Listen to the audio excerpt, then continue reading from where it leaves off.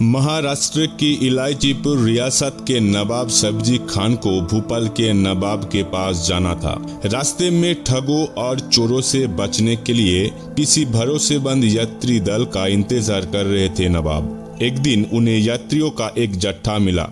देखने में भले लोग थे तो नवाब साहब ने उनके साथ यात्रा शुरू कर दी। 3 दिन के सफर के बाद एक नदी किनारे पर पड़ाव डाला गया। शौकीन नवाब सब्जी खान ने भांग के शरबत का तीसरा गिलास ही पिया था। अचानक से कोई रुमाल से कसकर उनके गला घोंट दिया। नवाब तुरंत मूर्छित हो गई। उनके लाश वही दफना दिया गया और उनके माल लेकर लुटेरा फरार हो गए।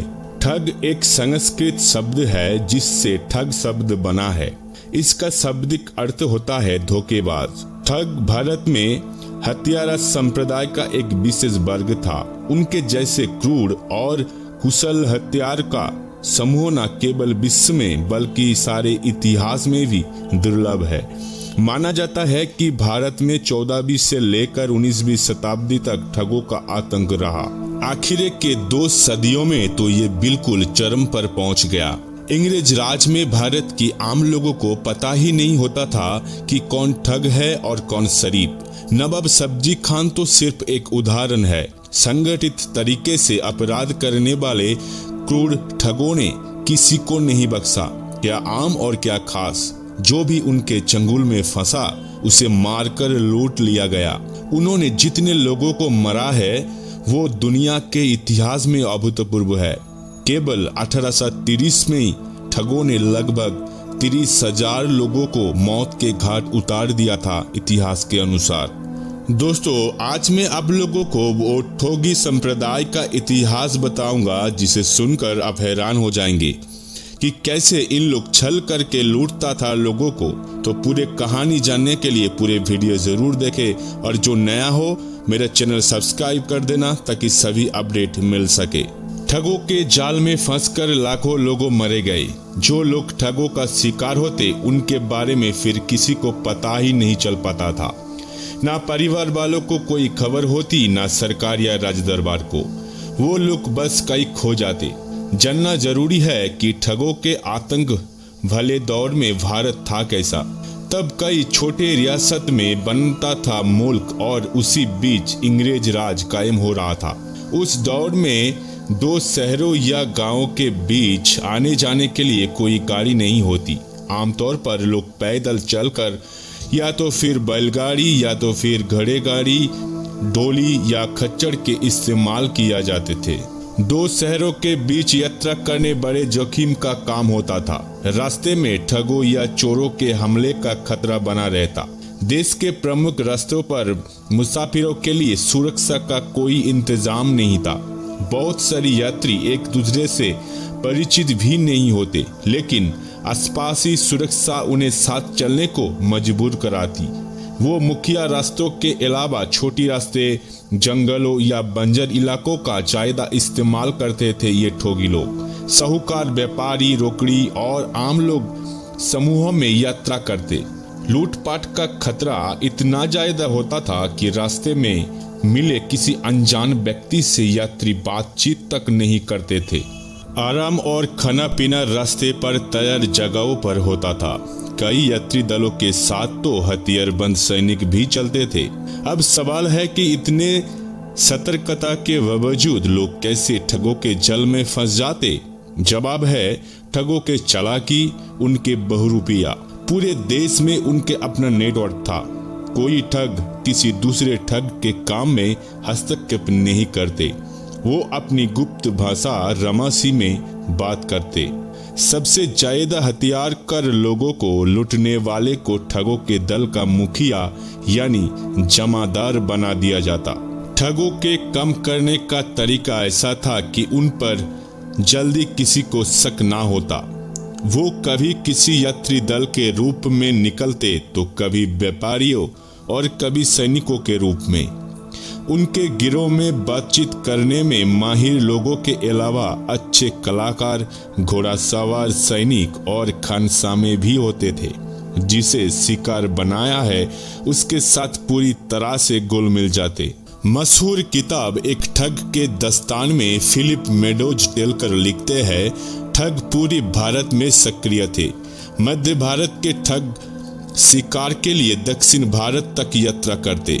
वो आमतौर पर दशहरे के बाद अपना अभियान शुरू करते थे।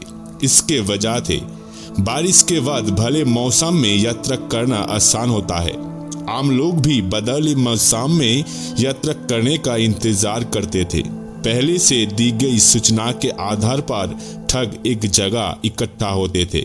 इनमें हिंदू भी होते थे और मुसलमान भी, लेकिन सारे ठगों की संरक्षिका देवी भवानी माने जाते। इसी वजह से देवी भवानी में मुस्लिम ठग भी आस्था रखते थे। देवी ने ही सभी को ठगी करने की कला और चतुराई सिखाई। ठगों के समझ में कुछ नियम कायदे भी होते थे। वो किसी धोबी, भात, सिख, साई, मदारी, फकीर, नृत्यकार, संगीतज्ञ, लोहार, बधी, दिव्यांग और कुष्ठ रोगियों को मारकर नहीं लूटते थे। वो मानते थे कि देवी इन बलिदानों को स्वीकार नहीं करते। हिंदू ठगों के साथ मुस्लिम ठग भी दशहरे पर देवी के अनुष्ठान करते। वो बेहद अंधविश्वास होते थे।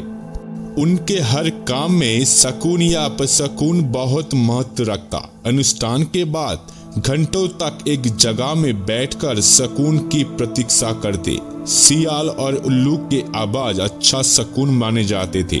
ठग जितना महत्व अंधविश्वासों को देते, उतना ही शातिर तरीके से काम करते थे।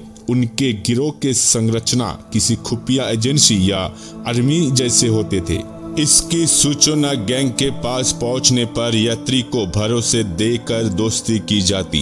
भरोसा दिया जाता था मौकम तक सुरक्षित यात्रा का। यात्री को बंजी कहा जाता। रामासी भाषा के शब्द बंजी का अर्थ होता है शिकार। किसी यात्री के साथ यात्रा करने के बाद असली काम शुरू होता था। गैंग तैयार कर लेता था कि यात्री को किस जगह पर मारकर लूटना है। तैयार हुआ जगह पर पहुंचने के बाद अगला काम भुतुरियों के हवेला होता था।